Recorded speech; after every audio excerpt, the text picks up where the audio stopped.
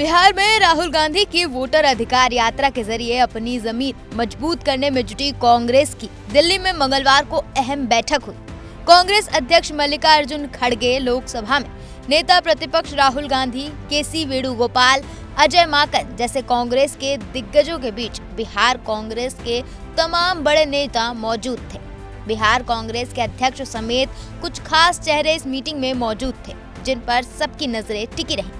जैसे कांग्रेस नेता कन्हैया कुमार, पूर्णिया से निर्दलीय सांसद पप्पू यादव, कांग्रेस सांसद रंजीत रंजन, सांसद तारिक अनवर जैसे दिग्गजों का दिल्ली में जुटान हुआ।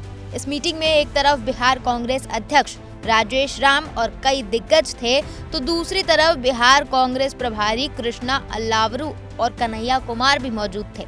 ऐसे में सवाल ये भी उठ रहे हैं कि जिस कन्हैया कुमार और पप्पू यादव को आरजेडी कांग्रेस के संयुक्त मंच पर पटना में जगह नहीं मिली, वहीं लोग अब सीट बंटवारे में तेजस्वी यादव का गणित बिगाड़ने बैठ गए हैं। खैर, बिहार कांग्रेस प्रभारी कृष्णा अल्लावरू का कहना है कि इस बैठक में अब तक हुए कार्यों की समीक्षा की गई और आगे की रणनीति बनाई गई। इसमें कैंपेन, घोषणा पत्र, सीट बंटवारा, उम्मीदवार चयन जैसे मुद्दे शामिल थे। सभी ने अपनी राय दी। सीट बंटवारे को लेकर गठबंधन सहयोगियों के साथ बातचीत चल रही है।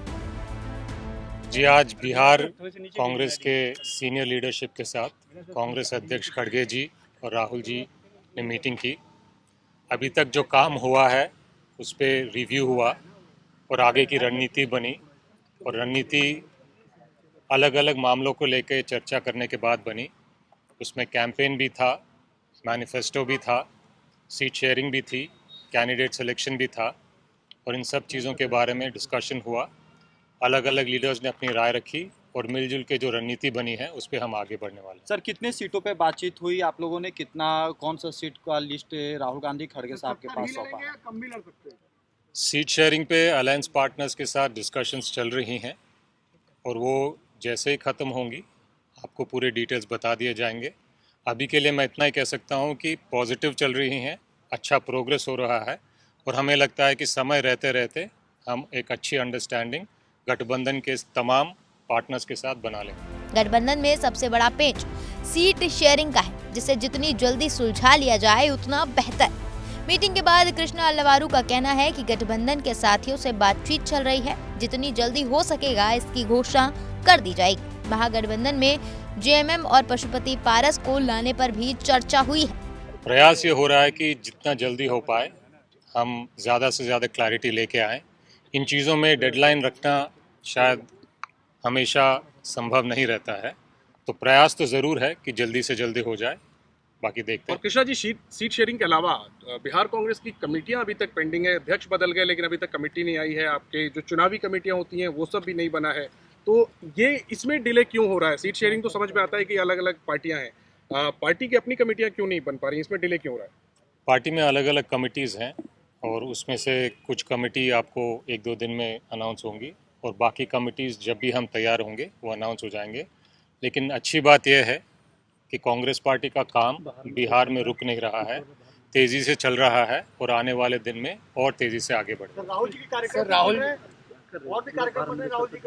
क्या आने वाले दिनों में कोई कैंपेन को लेकर राहुल गांधी और मल्लिकार्जुन खड़गे को लेकर आप लोग कुछ प्लान तैयार कर रहे हैं कैंपेन को लेकर? जी, अलग अलग लीडर्स का प्लानिंग कर रहे हैं, और जैसे ही वो डेट्स फाइनल हो जाएंगे आपको बता दिए जाएंगे। सर, एक सवाल है कि महागठबंधन में, बिहार महागठबंधन में क्या पशुपति पारस और जेएमएम शामिल हो गई है? अभी गठबंधन में कौन से पार्टनर्स आ रहे हैं इस पे चर्चा चल रही है। पारस जी का भी चर्चा चल रहा है, जेएमएम का भी चर्चा चल रहा है। फाइनल डायमेंशंस जो गठबंधन के हैं जैसे ही फाइनलाइज हो जाएंगे आपको बता देंगे। सूत्रों का कहना है कि राजद महागठबंधन में सबसे बड़ी पार्टी होने के नाते सीटों के बंटवारे में अपनी शर्तें थोपना चाहता है, लेकिन दिल्ली में हुई इस बैठक से ये साफ हो गया कि कांग्रेस अब राजद के सामने झुकने वाली नहीं है। कन्हैया और पप्पू यादव से मिलकर राहुल गांधी ने ये संदेश दिया है कि कांग्रेस के पास भी अपने तरूप के पत्ते हैं।